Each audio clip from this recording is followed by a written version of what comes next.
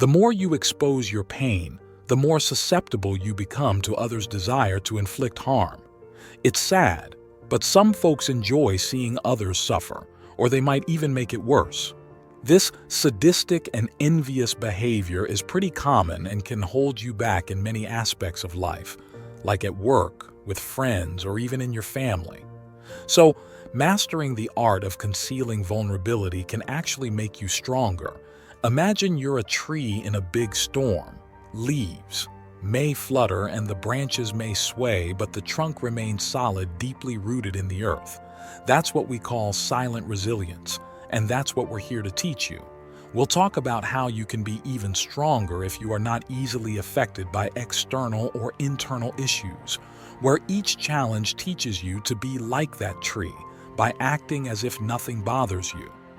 You are not denying the storm, but choosing not to let the rain soak you and the wind knock you down. You will be learning to be the master of your own fate. Firm, strong, and serene in a sea of chaos. In this video, we'll explore 12 Stoic ideas from Epictetus, a famous philosopher. And I also want to encourage you to think about yourself, to understand that true strength doesn't come from loud noises, but from quiet understanding that guides your way. So for the next few minutes, focus on what we're talking about and forget about other distractions. Let's get started. Principle number 1. Listen twice as much as you speak.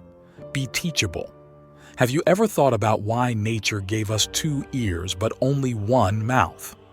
According to Epictetus, there is no error or coincidence in this, but rather a clear purpose behind this reality. Not to fall in love with our own voice, as much as we are called to fall in love with the voice of others. It is by learning from others that we advance in life, not by repeating our own speech over and over again.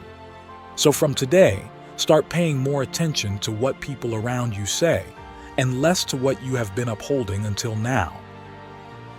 Principle number 2. Always expect the worst. One of the biggest causes of anxiety and its devastating consequences is believing that unfavorable circumstances are waiting for us in the future. We fear that our children will abandon their studies, that we will be fired from work, that our spouse will confess to us that they have been having an affair with someone else and ask us for a divorce, or that something else bad will happen to us, such as going bankrupt. The problem is that one day we fear one of these problems, and the next day another and another. The path of life, in addition to reserving good and happy parts for us, also reserves a handful of problems that are inevitable. Therefore, we live in permanent stress caused by different stimuli each day, and this is where Epictetus comes into the picture. Since his proposal is as drastic as it is effective, he says, "Think that all these things you fear so much have already happened, so what could be worse?" In this way, your spirit will develop coping strategies to move forward with your head held high. Principle number 3. Prepare to fail. Failure is the only way to progress. We do the impossible so that we are not considered fools, but Epictetus has another view on this. According to his philosophy, one of the best things that can happen to you is to be considered such, as this is the way for you to really improve professionally and personally as well. The Stoic philosopher reminds us that overcoming is not the product of a spontaneous reaction, but rather the result of a long path of trial and error, for it is through error that we can polish what distances us from excellence. Principle number 4. Be aware of the dangers of fortune. This wealth that we desire brings with it a stigma from which few people can free themselves, and it's not just about the people who will emerge from nowhere to benefit from our fortune, like by pretending a friendship they don't feel for us. Money has the ability to transform people, and not necessarily for the better. Once we are possessors of this highly coveted resource, we come to have something that until then we did not know we had, and it is from that moment that our spirit may begin to poison itself, in the face of the loss of moral values. Principle number 5. Do not cling to a single hope. Fortunately, we are beings inclined to practice diversity. That is, there is no reason to put all our hopes in a single dream, since this could be devastating if we fail in it. Therefore, Epictetus encourages us to pursue many dreams, as this will exponentially increase our chances of success. Principle number 6. Always remember that death is waiting at the end of the road. This is not advice that calls us to pessimism, but to be aware that death is the final destination of all our actions and especially our efforts. Once we have this in mind, perhaps we will start to evaluate to what extent it is worth spending 20 years of our limited life saving to pay for a house that, as much as it weighs on us, we will not be able to take it with us wherever we go.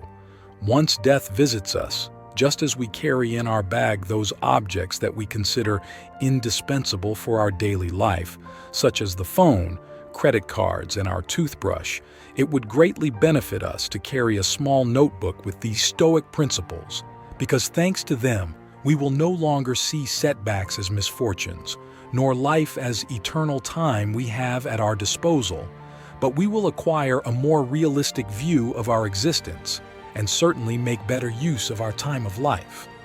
Principle number 7. True wealth lies in a contented spirit.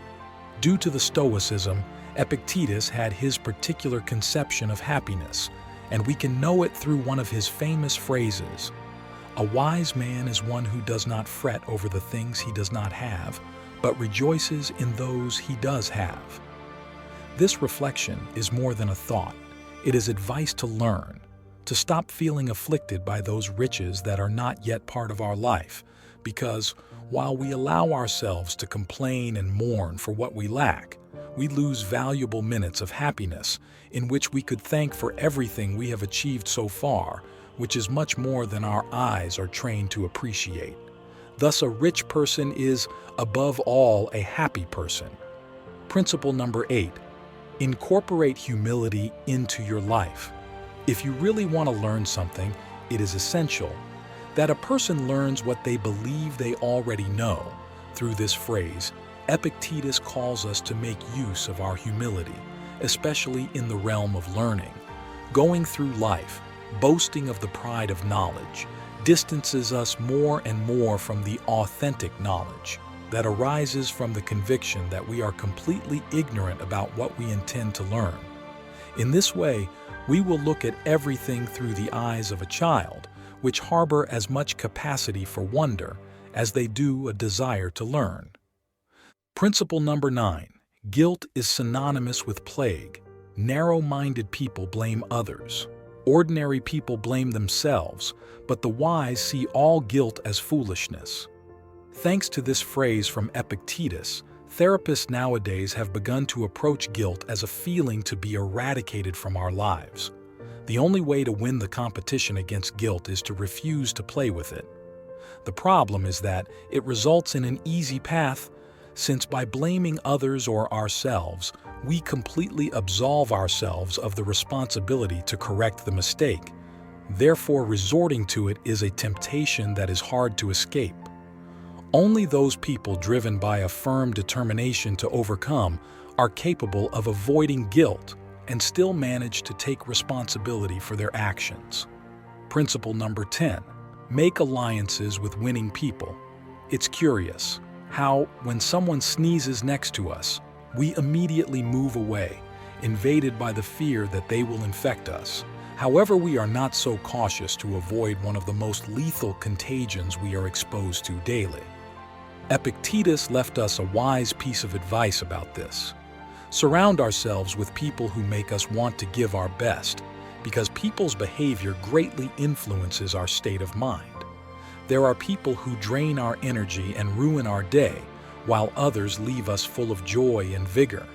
Therefore, one of the smartest decisions we can make is to ally ourselves with those who bring good vibes into our lives, while we say goodbye to those who have the ability to make us regret being born. Principle number 11. Stop worrying about what is out of your control.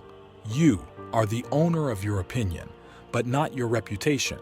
You have the desire and the zeal for the search, but you cannot control the amount of goods you have or success. Therefore, worrying and getting bitter about the things we cannot control is simply making the decision to waste time.